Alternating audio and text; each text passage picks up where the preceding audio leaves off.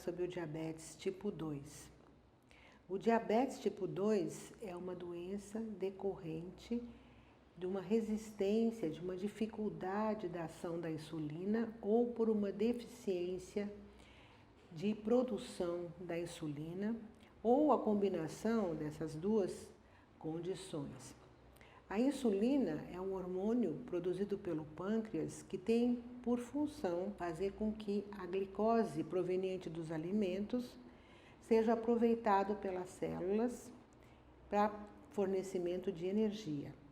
Quando falta a insulina, os níveis da glicose no sangue, que não são aproveitados pelas células, se eleva no sangue. Então, os níveis altos da glicose ou da glicemia no sangue caracterizam o diabetes. O diabetes tipo 2 é principalmente causado pela associação de deficiência na produção de insulina e de uma dificuldade na ação da insulina, diferente do diabetes tipo 1, que afeta principalmente as crianças e os adolescentes, em que existe apenas uma deficiência na produção da insulina. Portanto, o diabetes tipo 2, diferente do tipo 1, incide numa faixa etária, em geral, acima dos 40 anos e está frequentemente associado à obesidade e àquela obesidade em que a gordura se distribui principalmente no tronco. Então, existe um acúmulo de gordura no abdômen e no tronco. A prevalência do diabetes tipo 2 vem aumentando em todo o mundo. Isto porque vem também aumentando a incidência da obesidade. À medida que a população se torna mais obesa, a prevalência do diabetes tipo 2 também aumenta. Por quê? Porque a obesidade é uma condição que dificulta a ação da insulina. É uma condição que produz resistência à ação da insulina, que é característica do diabetes tipo 2. Quais são os sintomas do diabetes tipo 2? O diabetes tipo 2 é uma doença insidiosa. Se não forem feitos exames periódicos para detecção do problema, ela pode ficar sem sintomas um longo período, durante o qual essa hiperglicemia já está causando complicações.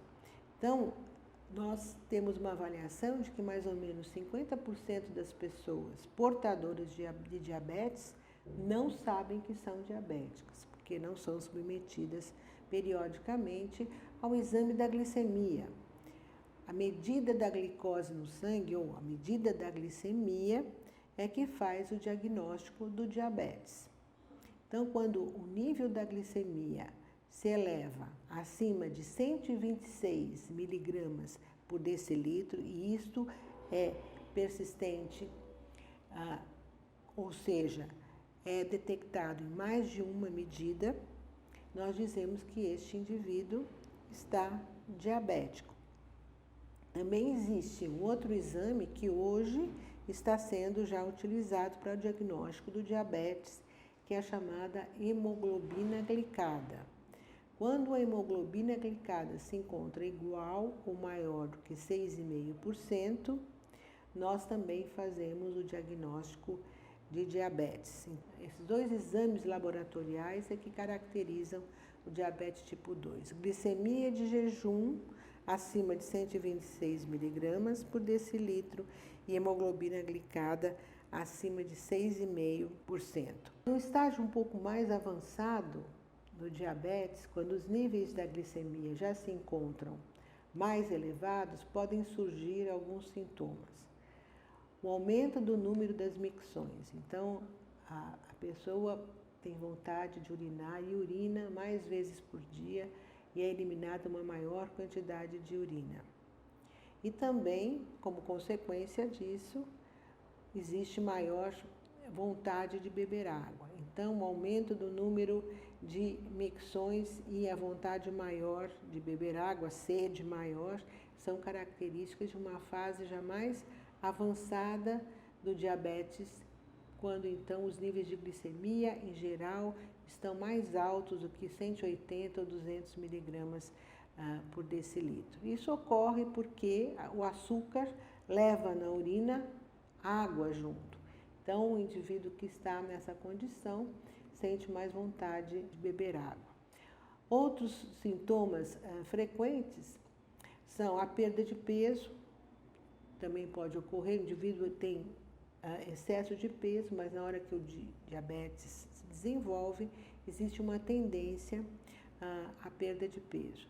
E podem ocorrer também infecções nos genitais. A mulher, principalmente, quando se torna diabética, se queixa de um prurido, de uma coceira na região genitália. Além disso, existe uma maior tendência a infecções, de uma maneira geral, existe uma sensação de cansaço constante e o aumento do apetite. Por que é importante fazer o diagnóstico do diabetes e tratar precocemente? Porque esse aumento da glicose no sangue traz uma série de complicações para o organismo, de uma maneira geral.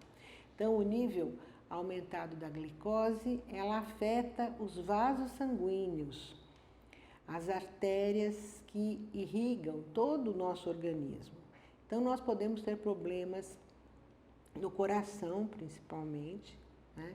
Nós podemos ter problemas nos rins, podemos ter alterações na irrigação da retina, dos olhos, e assim, quando o rim é afetado, nós podemos ter a evolução para a insuficiência renal, com necessidade de diálise ou transplante.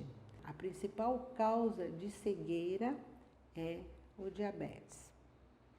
Além disso, como o diabetes tipo 2 se associa à obesidade, nós temos outras alterações no organismo que favorecem também essa lesão nos órgãos-alvo, que a gente chama, né? O coração, a retina, o rim, o cérebro, esses são chamados órgãos-alvos do diabetes. Então, as outras alterações que acompanham o diabetes, que estão presentes no diabetes tipo 2 e que favorecem também a lesão nesses órgãos, é o aumento do colesterol, dito colesterol ruim, o LDL colesterol, a redução do colesterol bom, que é o chamado HDL colesterol, o aumento da pressão arterial, que é muito frequente no paciente com diabetes tipo 2, quase 50% ou até mais dos pacientes diabéticos tipo 2 são portadores de hipertensão arterial. A pressão alta, né, hipertensão arterial, quando está associada ao diabetes, ela aumenta muito a chance dessas complicações citadas. Existe um aumento muito grande do número de indivíduos que têm lesão na retina, lesão nos olhos, lesão no rim e também no coração. A principal causa de morte no paciente que tem diabetes tipo 2 é a doença nas coronárias, é o infarto do miocárdio. Então, esse conjunto de alterações, né, que existe no diabetes tipo 2 é que vai fazer com que as artérias sejam lesadas. Então, eu disse, o coração é afetado, o cérebro é afetado e também as artérias que irrigam os membros, comprometendo então a vascularização, a irrigação sanguínea dos membros inferiores. Isso pode causar comprometimento das pernas e dos pés. Inicialmente se manifesta por uma dificuldade para andar, porque a pessoa assim afetada sente muitas dores para caminhar, e isso pode evoluir por uma trombose, né, e necessidade até de amputação. Além disso, o diabetes ocasiona lesão nos nervos também, nos nervos que dão a sensibilidade nos membros, nas mãos, e que controlam também determinadas funções do organismo, como a bexiga, como o intestino. E quando esse sistema nervoso está afetado, então nós temos alguns sintomas deles decorrentes.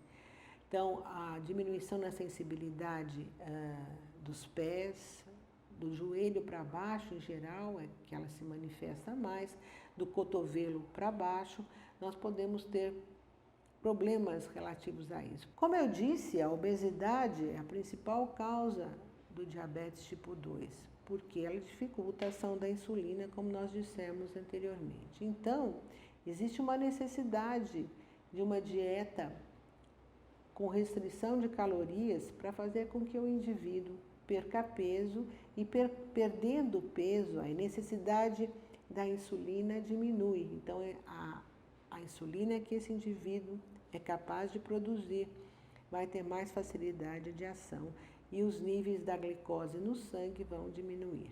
Então, essa é uma forma não medicamentosa de se tratar o paciente que tem diabetes. A perda de peso é necessária e é recomendada sempre.